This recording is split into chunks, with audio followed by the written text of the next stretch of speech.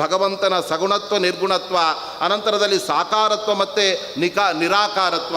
ಅದೇ ಥರ ಭಗವಂತನಿಗೆ ಯಾವುದೇ ರೀತಿಯಾಗಿರ್ತಕ್ಕಂಥ ಅವಯವಗಳಿಲ್ಲ ಅನ್ನತಕ್ಕಂತಹ ಮಾತಿಗೂ ಅಭಿಪ್ರಾಯ ಪ್ರಾಕೃತ ದೇಹ ಭಗವಂತನಿಗೆ ಇಲ್ಲ ಅಂತ ಅರ್ಥವೇ ಹೊರತಾಗಿ ಅವನಿಗೆ ಆಕಾರವೇ ಇಲ್ಲ ಅನ್ನತಕ್ಕಂಥದ್ದು ಅದು ಸರಿಯಾಗಿರ್ತಕ್ಕಂಥದ್ದಲ್ಲ. ಅದಕ್ಕೆ ವಾದಿರಾಜ ಸ್ವಾಮಿಗಳು ಬಹಳ ಸುಂದರವಾದ ಒಂದು ಉದಾಹರಣೆ ಕೊಡ್ತಾ ಇದ್ದಾರೆ. ಯಾಕೆ ವೇದಗಳು ಸರಿಯಾಗಿ ಭಗವಂತನ ಬಗ್ಗೆ ಸ್ಪಷ್ಟವಾಗಿ ಹಾಗೆ ಹೇಳೋದಿಲ್ಲ? ಒಂದು ಕಡೆ ಭಗವಂತನನ್ನು ನಿರ್ಗುಣ ಅಂತ ಹೇಳಿಬಿಟ್ಟು ಭಗವಂತ ಸಕಲ ಗುಣ ಪರಿಪೂರ್ಣನಾಗಿದ್ದಾನೆ ಅನ್ನುವ ಅರ್ಥವನ್ನು ಅವು ಹೊರಹೊಮ್ಮಿಸ್ತವೆ. ನೇರವಾಗಿ ಎಲ್ಲ ಕಡೆ ಭಗವಂತ ಜ್ಞಾನಾನಂದಾದಿ ಅನಂತ ಗುಣಗಳಿಂದ ಪರಿಪೂರ್ಣನಾಗಿದ್ದಾನೆ ಅಂತ ಹೇಳಬಹುದಾಗಿತ್ತಲ್ಲ ಅಂತಂದರೆ, ಅದಕ್ಕೆ ವಾದಿರಾಜ ಸ್ವಾಮಿಗಳು ಬಹಳ ಸುಂದರವಾಗಿ ಒಂದು ಮಾತನ್ನು ಹೇಳ್ತಾ ಇದ್ದಾರೆ.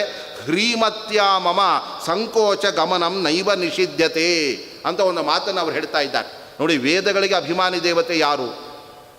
ಸಾಕ್ಷಾತ್ ಮಹಾಲಕ್ಷ್ಮೀ ದೇವಿ.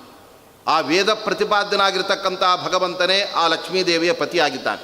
ಹಾಗಾದರೆ ಆ ವೇದಗಳ ಮೂಲಕವಾಗಿ ತದಭಿಮಾನಿಯಾಗಿರ್ತಕ್ಕಂತಹ ಮಹಾಲಕ್ಷ್ಮೀ ದೇವಿ ತನ್ನ ಪತಿಯಾದ ಭಗವಂತನನ್ನು ವರ್ಣನೆ ಮಾಡಬೇಕಾದರೆ ಆವಾಗ ಗಂಡನ ಬಗ್ಗೆ ಹೇಳುವಾಗ ಅವಳಿಗೆ ಸಹಜವಾಗಿ ಸ್ತ್ರೀ ಸಹಜ ಬುದ್ಧಿಯಿಂದ ಅವಳಿಗೆ ಸಂಕೋಚ ಎಂಬತಕ್ಕಂಥದ್ದು ಬರ್ತಾ ಇರುತ್ತೆ.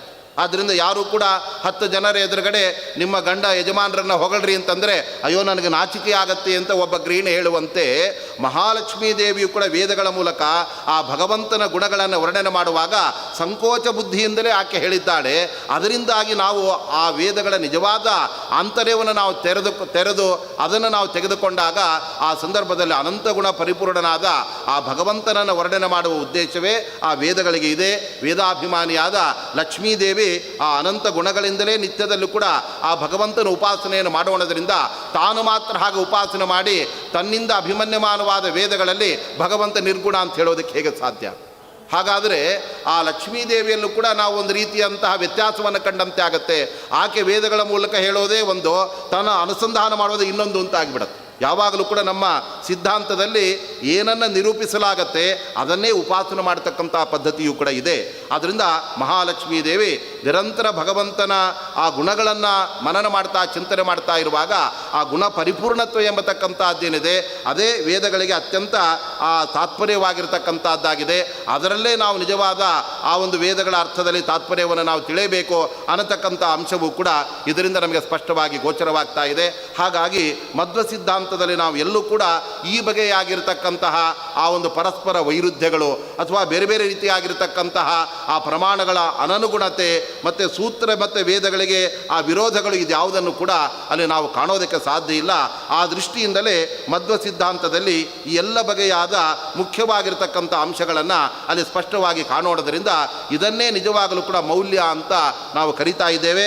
ಅದಕ್ಕೆ ಪ್ರಾಚೀನರು ಹೇಳ್ತಾ ಇದ್ದಾರೆ, ಅಸತ್ಯಾತು ಪೃಥಕ್ವೇನ ಸತ್ಯಸ್ಯ ಪರಿಜ್ಞಾನಮೇವ ಮೌಲ್ಯಂ ಅಂತ. ನಿಜವಾಗಲೂ ಕೂಡ ಒಂದು ಮೌಲ್ಯ ಅಂತ ಹೇಳಿದರೆ ಅದು ಅಸತ್ಯದ ಬೆರಕೆ ಎಲ್ಲೂ ಕೂಡ ಇರಬಾರ್ದು. ಅದೇ ಥರ ಅಶಾಶ್ವತವಾದ ವಸ್ತುವನ್ನು ನಾವು ಶಾಶ್ವತ ವಸ್ತುವನ್ನು ತಿಳಿಯುವಾಗ ಅಶಾಶ್ವತ ವಸ್ತುಕ್ಕಿಂತ ಅದು ಬೇರೆಯಾಗಿದೆ ಅಂತ ನಾವು ತಿಳಿಯಬೇಕಾಗತ್ತೆ.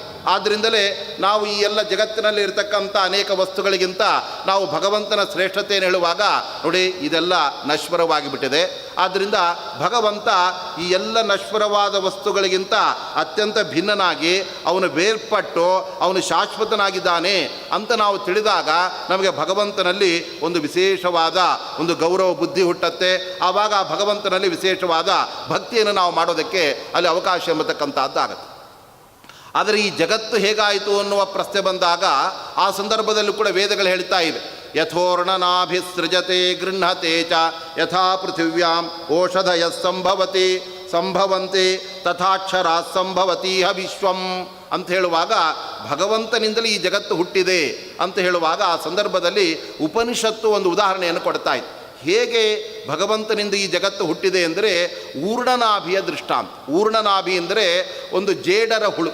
ಅದು ಹೇಗೆ ಆ ಬಲೆಗಳನ್ನು ಹೆಣಿತದೆ ಅಂತ ಹೇಳಿದರೆ ತಾನೇನು ಆಹಾರವನ್ನೆಲ್ಲ ಸೇವನೆ ಮಾಡಿರುತ್ತೆ ಆ ತಾನು ತಿಂದ ಆಹಾರದಿಂದ ಬಲೆಯನ್ನು ಹೆಣೆದು ಅನಂತರದಲ್ಲಿ ಬೇಡವಾದಾಗ ತಾನೇ ಅದನ್ನೆಲ್ಲ ನುಂಗಿ ಬಿಡ್ತಾ ಇರುತ್ತೆ. ಭಗವಂತನು ಕೂಡ ಸೃಷ್ಟಿಕಾಲ ಬಂದಾಗ ತಾನೇ ಜಗತ್ತಾಗಿ ಬಿಡ್ತಾನೆ, ಅನಂತರದಲ್ಲಿ ಲಯಕಾಲ ಬಂದಾಗ ಆ ಜಗತ್ತನ್ನೆಲ್ಲ ತನ್ನ ಹೊಟ್ಟೆಯಲ್ಲೇ ಇಟ್ಕೊಂಡ್ಬಿಡ್ತಾನೆ. ಆದ್ದರಿಂದ ಈ ಜಗತ್ತು ಎಂಬತಕ್ಕಂಥದ್ದೇನಿದೆ ಅದು ಭಗವಂತನೇ ಜಗತ್ತಾಗಿ ಪರಿಣಾಮವನ್ನು ಹೊಂದುತ್ತಾನೆ. ಆದ್ದರಿಂದ ಜಗತ್ತಿಗೆ ಭಗವಂತ ಹೇಗೆ ಕಾರಣ ಅಂದರೆ ಅವನು ಉಪಾದಾನ ಕಾರಣ ಅನ್ನುವ ಅಂಶವನ್ನು ಅದ್ವೈತ ಸಿದ್ಧಾಂತ ಮಂಡನೆ ಮಾಡ್ತಾ ಇತ್ತು. ಏಕೆಂದರೆ ಭಗವಂತ ಅವನು ಕಚ್ಚಾ ವಸ್ತು ಇದ್ದಾಗೆ ಜಗತ್ ಸೃಷ್ಟಿಯ ಒಂದು ಹಿನ್ನೆಲೆಯಲ್ಲಿ ಆ ಭಗವಂತನೇ ಅವನು ನೇರವಾಗಿ ಜಗತ್ತಾಗಿ ಅವನ ಪರಿಣಾಮವನ್ನು ಹೊಂದಿಬಿಡ್ತಾನೆ. ಆದ್ದರಿಂದ ಆ ಜಗತ್ತಿಗೂ ಭಗವಂತನಿಗೂ ಅಭೇದ ಇದೆ, ವಸ್ತು ಅನಂತ್ಯ ಅಂತ ಈ ಅರ್ಥದಲ್ಲಿ ಅದನ್ನೆಲ್ಲ ಅದ್ವೈತ ಸಿದ್ಧಾಂತ ಹೇಳ್ತಾ ಇತ್ತು. ಆದರೆ ನಿಜವಾಗಲೂ ಕೂಡ ಜಡವಾದ ವಸ್ತುಗಳಿಂದ ಚೈತನ್ಯಮಯನಾಗಿರ್ತಕ್ಕಂಥ ಭಗವಂತ ಯಾವತ್ತೂ ಒಂದಾಗೋದಕ್ಕೆ ಸಾಧ್ಯ ಇಲ್ಲ ಅನ್ನೋದು ಆ ವೇದಗಳ ಆಂತರ್ಯ ಎಂಬತಕ್ಕಂಥದ್ದಾಗಿದೆ. ಹಾಗಿರುವಾಗ ಇಲ್ಲಿ ನಾವು ನಶ್ವರವಾದ ಅಥವಾ ಅಶಾಶ್ವತವಾದ ವಸ್ತುವಿನಿಂದ ಆ ಭಗವಂತ ಅವನು ಶಾಶ್ವತನಾಗಿದ್ದಾನೆ ಅಂತ ನಾವು ತಿಳ್ಕೊಳ್ಳುವಾಗ ಎಲ್ಲೂ ಕೂಡ ಜಗತ್ತು ಮತ್ತು ಭಗವಂತ ಒಂದು ಅಂತ ನಾವು ಅಲ್ಲಿ ತಿಳಿಲಿಕ್ಕೆ ಅವಕಾಶ ಎಂಬತಕ್ಕಂಥದ್ದಿಲ್ಲ. ಅದನ್ನೇ ವಿಷ್ಣು ಸಹಸ್ರನಾಮದಲ್ಲಿ ಬಹಳ ಸ್ಪಷ್ಟವಾಗಿ ಅಲ್ಲಿ ಭೀಷ್ಮಾಚಾರ್ಯ ಹೇಳ್ತಾ ಇದ್ದಾರೆ, ಭೂತ ಭವ್ಯ ಭವತ್ ಪ್ರಭು ಅಂತ ಅಲ್ಲಿ ಒಂದು ಸ್ಪಷ್ಟವಾದ ಮಾತು ಬರ್ತಾ ಇದೆ. ಮೇಲುನೋಟಕ್ಕೆ ನೋಡಿದಾಗ ಭಗವಂತನೇ ಜಗತ್ತಾಗಿದ್ದಾನೆ ಅನ್ನುವ ಮಾತುಗಳು ಕೆಲವು ಕಡೆ ಕಂಡು ಬಂದರೂ ಕೂಡ ನಿಜವಾಗಲೂ ಕೂಡ ಭಗವಂತ ಈ ಎಲ್ಲ ಜಗತ್ತಿಗೆ ಅವನು ಪ್ರಭು ಆಗಿದ್ದಾನೆ, ಅವನು ಸ್ವಾಮಿ ಆಗಿದ್ದಾನೆ. ಹಾಗಾದರೆ ಭಗವಂತ ಜಗತ್ತಿಗೆ ಯಾವ ತರಹದ ಕಾರಣ? ಒಂದು ಮಣ್ಣಿನಿಂದ ಮಡಕೆ ಹುಟ್ಟುವಾಗ ಮಡಕೆಗೆ ಯಾವುದು ಕಾರಣ? ಮಣ್ಣೂ ಕಾರಣವಾಗಿದೆ. ಅದೇ ಥರ ಒಬ್ಬ ಕುಂಬಾರನು ಕೂಡ ಕಾರಣನಾಗಿದ್ದಾನೆ. ಹಾಗಾದರೆ ಭಗವಂತ ಯಾವ ರೀತಿ ಜಗತ್ತಿಗೆ ಕಾರಣ? ಅವನು ಕುಂಬಾರನಂತೆ ಕಾರಣನೋ ಅಥವಾ ಮಣ್ಣಿನಂತೆ ಆ ಪ್ರಕೃತಿಯಂತೆ ಭಗವಂತ ಜಗತ್ತಿಗೆ ಕಾರಣನೋ ಅನ್ನತಕ್ಕಂಥ ಪ್ರಶ್ನೆ ಬಂದಾಗ ಅದಕ್ಕೆ ಮಧ್ವ ಸಿದ್ಧಾಂತ ಖಚಿತವಾದ ಉತ್ತರವನ್ನು ಕೊಡ್ತಾ ಇದೆ. ಭಗವಂತ ಈ ಜಗತ್ತಿಗೆ ಬರೀ ಅವನು ನಿಮಿತ್ತ ಕಾರಣನೇ ಹೊರತಾಗಿ ಅವನು ಎಂದೂ ಕೂಡ ಮಡಕೆಗೆ ಮಣ್ಣು ಕಾರಣವಾಗುವಂತೆ ಅವನು ಉಪಾದಾನ ಕಾರಣ ಅಲ್ಲ ಅನ್ನತಕ್ಕಂಥ ಮಾತನ್ನು ಹೇಳ್ತಾ ಇದ್ದ. ಇಲ್ಲಿ ಅದ್ವೈತ ಮತ್ತು ವಿಶಿಷ್ಟಾದ್ವೈತ ಸಿದ್ಧಾಂತಕ್ಕಿಂತ ವಿಭಿನ್ನವಾದ ವೇದಕ್ಕೆ ಸಮ್ಮತವಾದ ಒಂದು ನಿರೂಪಣೆಯನ್ನೇ ನಾವು ಮಧ್ವಶಾಸ್ತ್ರದಲ್ಲಿ ಕಾಣ್ತಾ ಇದ್ದೀವಿ. ಅದ್ವೈತ ಸಿದ್ಧಾಂತ ಹೇಳ್ತಾ ಇದೆ, ನೋಡಿ ಭಗವಂತನಿಗೆ ಕರ್ತೃತ್ವವೇ ಇಲ್ಲ, ಆದ್ದರಿಂದ ಅವನು ನಿರ್ಧರ್ಮಕ ನಿರ್ಗುಣನಾಗಿದ್ದಾನೆ. ಆ ಜಗತ್ತು ಏನಿದೆ ಅಲ್ಲ ಅದು ಮೂಲತಃ ಭಗವಂತನ ರೂಪದಲ್ಲಿತ್ತು. ಸೃಷ್ಟಿಕಾಲ ಬಂದಾಗ ಹೇಗೆ ಜೇಡರ ಹುಳುವೆ ಅದು ನೇರವಾಗಿ ಅದು ಬಲೆಯಾಗಿ ಬಿಡುತ್ತೆ, ಅದು ನೂಲಾಗಿ ಪರಿಣಾಮವನ್ನು ಹೊಂದತ್ತೆ, ಅದರಂತೆ ಭಗವಂತನೇ ಜಗತ್ತಾಗ್ತಾನೆ ಅಂತ ಆ ರೀತಿಯಾಗಿ ಅವರ ಅರ್ಥವನ್ನು ಮಾಡ್ತಾರೆ. ಅನಂತರದಲ್ಲಿ ರಾಮಾನುಜಾಚಾರ್ಯರು ಹೇಳ್ತಾ ಇದ್ದಾರೆ, ನೋಡಿ ಭಗವಂತನನ್ನ ಜಗತ್ತಿಗೆ ನಾವು ನಿಮಿತ್ತ ಕಾರಣ ಅಂತಲೇ ಒಪ್ಪೋದು. ಯಾಕೆ ಅಂದರೆ ಅವನು ಈ ಜಗತ್ತಿಗಿಂತ ಬೇರೆ ಇದ್ದುಕೊಂಡು ಅವನು ಜಗತ್ತನ್ನು ಸೃಷ್ಟಿ ಮಾಡ್ತಾ ಇದ್ದಾನೆ. ಹೇಗೆ ಕುಂಬಾರ ಅವನೇ ಮಣ್ಣಾಗಿ ಮಡಕೆಯನ್ನು ಸೃಷ್ಟಿ ಮಾಡೋದಲ್ಲ, ಮಣ್ಣಿಗಿಂತ ಬೇರ್ಪಟ್ಟವನಾಗಿ ಅವನು ಮಣ್ಣಿನ ಮೂಲಕವಾಗಿ ಮಡಕೆಯನ್ನು ನಿರ್ಮಾಣ ಮಾಡುವಾಗ ಅವನು ಪ್ರತ್ಯೇಕವಾಗಿ ಕಾರಣ ಹೇಗಾಗ್ತಾನೆ, ಅದರಂತೆ ಭಗವಂತನು ಕೂಡ ಈ ಜಗತ್ತಿಗೆ ಅವನು ನಿಜವಾಗಲೂ ಕೂಡ ಅವನು ನಿಮಿತ್ತ ಕಾರಣನೇ ಆಗಿದ್ದಾನೆ ಅಂತ ಅವರು ಸಿದ್ಧಾಂತವನ್ನು ಮಂಡನೆ ಮಾಡ್ತಾರೆ. ಅದ್ರ ಮೇಲೆ ಅವರು ವಿಚಾರ ಮಾಡ್ತಾ ಇದ್ದಾರೆ, ಹಾಗಾದರೆ ಈ ಪ್ರಕೃತಿಯು ಕೂಡ ಜಗತ್ತಿಗೆ ಕಾರಣವಾಗಿದೆಯಲ್ಲ. ಏಕೆಂದರೆ ಪ್ರಕೃತಿಯನ್ನು ಹೊರತುಪಡಿಸಿ ಭಗವಂತ ಅವನು ನೇರವಾಗಿ ಜಗತ್ತನ್ನು ಸೃಷ್ಟಿ ಮಾಡಲಿಕ್ಕೆ ಆಗೋದಿಲ್ಲ. ಹೇಗೆ ಒಬ್ಬ ವೈದ್ಯ ಅವನು ಶಸ್ತ್ರಚಿಕಿತ್ಸೆಯನ್ನು ಮಾಡಬೇಕಾದ್ರೆ ನಾನು ಶಸ್ತ್ರಚಿಕಿತ್ಸೆ ಮಾಡ್ತೇನೆ, ನಾನೇ ಮಾಡ್ತೇನೆ ಅಂತ ಅವನು ಬೇರೆ ಬೇರೆ ಆ ಒಂದು ಚಾಕು ಅಸ್ತ್ರಗಳನ್ನು ಇಲ್ಲದೆ ಅವನು ಶಸ್ತ್ರಚಿಕಿತ್ಸೆ ಮಾಡಲಿಕ್ಕೆ ಆಗೋದಿಲ್ಲ. ಆದ್ದರಿಂದ ಅವನ ಕೈಯಲ್ಲಿ ಆ ಸಾಮಗ್ರಿಗಳು ಆ ಸಲಕರಣೆಗಳು ಇದ್ದುಕೊಂಡೇ ಆ ಶಸ್ತ್ರಚಿಕಿತ್ಸೆಗೆ ಹೇಗೆ ಅವುಗಳ ನೆರವಾಗ್ತಾ ಇವೆ, ಅದರಂತೆ ಭಗವಂತ ಈ ಮೂಲ ಪ್ರಕೃತಿಯನ್ನು ತನ್ನ ಒಂದು ಆ ಸಾಮಗ್ರಿಯನ್ನಾಗಿ ಮಾಡಿಕೊಂಡು ಅವನೇ ಜಗತ್ತನ್ನು ಸೃಷ್ಟಿ ಮಾಡ್ತಾ ಇದ್ದಾನೆ ಅಂತ ನಾವು ಹೇಳಬೇಕಾಗತ್ತೆ. ಹಾಗಾದರೆ ಪ್ರಕೃತಿಯು ಕೂಡ ಈ ಜಗತ್ತಿಗೆ ಕಾರಣವಾಗಿರಬೇಕಾದರೆ ನಾವು ಪ್ರಕೃತಿಗೆ ಕಾರಣತ್ವ ಹೇಳಿಕ್ಕೆ ಬರೋದು. ಏಕೆಂದರೆ ಪ್ರಕೃತಿ ಜಡವಾಗಿದೆ, ಕಾರಣತ್ವ ಅಂದರೆ ಕರ್ತೃತ್ವ ಅಂತ ಅರ್ಥ. ಈ ಜಡವಾದಂತಹ ಪ್ರಕೃತಿ ಹೇಗೆ ಅದು ಕಾರಣವಾಗೋದಕ್ಕೆ ಸಾಧ್ಯವಾಗುತ್ತೆ? ಆದ್ದರಿಂದ ಪ್ರಕೃತಿಯು ಜಗತ್ತಿಗೆ ಕಾರಣವಾಗತ್ತೆ ಅಂದರೆ ಅದನ್ನು ಭಗವಂತನಿಗೆ ಹೇಳಿಬಿಡೋದು. ಭಗವಂತನೇ ಪ್ರಕೃತಿಯೂ ಕೂಡ ಆಗಿ ಅವನೇ ಜಗತ್ತಿಗೆ ಕಾರಣನಾಗಿಬಿಟ್ಟಿದ್ದಾನೆ ಅಂತ ಹೇಳುವ ಮೂಲಕ ಭಗವಂತನೇ ಜಗತ್ತಿಗೆ ನಿಮಿತ್ತ ಕಾರಣ, ಅವನೇ ಪ್ರಕೃತಿಯಾಗಿದ್ದುಕೊಂಡು ಅವನೇ ಉಪಾದಾನ ಕಾರಣನೂ ಕೂಡ ಆಗಿದ್ದಾನೆ ಅಂತ ಹೇಳ್ತಾ ಒಂದು ಮಡಕೆಗೆ ಆ ಕುಂಬಾರನೂ ಕಾರಣ, ಅನಂತರದಲ್ಲಿ ಅವನೇ ಮಣ್ಣು ಆಗಿ ಅವನು ಆ ಮಡಕೆಯನ್ನು ಹುಟ್ಟಿಸ್ತಾನೆ ಅಂತ ಹೇಳಿದ ಹಾಗೆ ಆ ಭಗವಂತನಿಗೆ ಅಭಿನ್ನ ನಿಮಿತ್ತ ಉಪಾದಾನ ಕಾರಣತ್ವ, ಇದನ್ನು ವಿಶಿಷ್ಟಾದ್ವೈತ ಸಿದ್ಧಾಂತ ಒಪ್ತಾ ಇದೆ. ಏಕೆಂದರೆ ಅವರ ಉದ್ದೇಶವೇನಾಗಿತ್ತು ಅಂದರೆ ಈ ಜಗತ್ತಿನ ಸೃಷ್ಟಿಯಲ್ಲಿ ಪ್ರಕೃತಿಯು ಕೂಡ ಮುಖ್ಯವಾದ ಪಾತ್ರವನ್ನು ವಹಿಸಿತ್ತು. ಅದನ್ನು ಕೂಡ ನಾವು ಕಾರಣ ಅಂತ ಹೇಳಲೇಬೇಕು. ಆದರೆ ಅದು ಜಡವಾದ್ದರಿಂದ ಅದಕ್ಕೆ ಕಾರಣತ್ವವನ್ನು ಹೇಳಲಿಕ್ಕೆ ಬರೋದಿಲ್ಲ.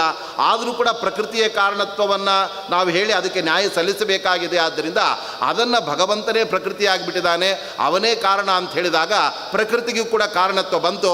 ಅಲ್ಲಿಗೆ ನಾವು ಪ್ರಕೃತಿಗೆ ಅನ್ಯಾಯ ಮಾಡಿದಂತೆ ಆಗಲಿಲ್ಲ ಅಂತ ಪ್ರಕೃತಿಯ ಮೇಲಿನ ಆ ಒಂದು ಅಂಶವನ್ನು ಅವರ ಗಮನದಲ್ಲಿಟ್ಕೊಂಡು ಆ ಭಗವಂತನೇ ಜಗತ್ತಿಗೆ ಉಪಾದಾನ ಕಾರಣ, ಅವನೇ ನಿಮಿತ್ತ ಕಾರಣ ಅಂತಲ್ಲಿ ಹೇಳಿಬಿಡ್ತಾ ಇದ್ದ. ಆದರೆ ನಿಜವಾಗಲೂ ಕೂಡ ಇಲ್ಲಿ ನಮಗೆ ಪ್ರಕೃತಿ ಎಂಬತಕ್ಕಂಥದ್ದು ಅದು ನಶ್ವರವಾದದ್ದು. ಏಕೆಂದರೆ ಅದರ ಗುಣಗಳಾಗಿರ್ತಕ್ಕಂಥ ಸತ್ವಗುಣ, ರಜೋಗುಣ, ತಮೋಗುಣ ಅವುಗಳಿಗೆಲ್ಲ ನಾಶ ಎಂಬತಕ್ಕಂಥದ್ದಿದೆ. ಹಾಗಾದರೆ ಅದು ನಶ್ವರ, ಆದರೆ ಭಗವಂತ ಶಾಶ್ವತ. ಇಲ್ಲಿ ಶಾಶ್ವತನಾದ ಭಗವಂತನಿಗೆ ನಶ್ವರವಾದ ಪ್ರಕೃತಿಯ ಅಭೇದವನ್ನು ಅಲ್ಲಿ ಹೇಳಿ ಆ ಪ್ರಕೃತಿಯೇ ಜಗತ್ತಿಗೆ ಕಾರಣವಾಗ್ತಾ ಇದೆ ಅಂದರೆ ಭಗವಂತನೇ ಆ ಜಗತ್ತಿಗೆ ಕಾರಣ ಅಂತ ಹೇಳಿದಾಗ ಇಲ್ಲಿಯೂ ಕೂಡ ಅವಾಸ್ತವವಾದ ಆ ವಿಚಾರವನ್ನು ನಾವು ಹೇಳಿದಂತೆ ಆಗುತ್ತೆ. ಆವಾಗ ನಿಜವಾಗಲೂ ಕೂಡ ಆ ಶಾಸ್ತ್ರಕ್ಕೆ ನ್ಯಾಯವನ್ನು ಅಲ್ಲಿ ಸಲ್ಲಿಸಿದಂತೆ ಆಗೋದಿಲ್ಲ. ಈ ಸಂದರ್ಭದಲ್ಲಿ ನಾವು ಹೇಗೆ ಅರ್ಥೈಸಬೇಕು? ನಾವು ಪ್ರಕೃತಿಗೆ ಕಾರಣತ್ವವನ್ನು ಪ್ರತ್ಯೇಕವಾಗಿ ಒಪ್ಪಬೇಕಾ, ಅಥವಾ ಪ್ರಕೃತಿಯೇ ಭಗವಂತ ಆದ್ದರಿಂದ ಅವನೇ ಜಗತ್ಕಾರಣ ಅಂದರೆ ಎರಡೂ ಅವನಿಗೆ ಒಪ್ಪಬೇಕು, ಅವರು ಹೇಳಿದಂತೆ ನಾವು ಸ್ವೀಕಾರ ಮಾಡಬೇಕಾ ಅನ್ನತಕ್ಕಂಥ ಪ್ರಶ್ನೆ ಬಂದಾಗ ಅದಕ್ಕೆ ಶ್ರೀಮದಾಚಾರ್ಯ ಬಹಳ ಸುಂದರವಾಗಿ ತಮ್ಮ ಸೂತ್ರ ಭಾಷ್ಯದಲ್ಲಿ ಉತ್ತರ ಕೊಡ್ತಾ ಇದ್ದಾರೆ. ಕರ್ತೃತ್ವಂ ದ್ವಿವಿಧಂ ಪ್ರೋಕ್ತಂ ಸ್ವತಂತ್ರತ್ವಂ ವಿಕಾರಿತ ಅಂತ ಒಂದು ಸುಂದರವಾದ ಮಾತು ಹೇಳ್ತಾ ಇದ್ದಾರೆ.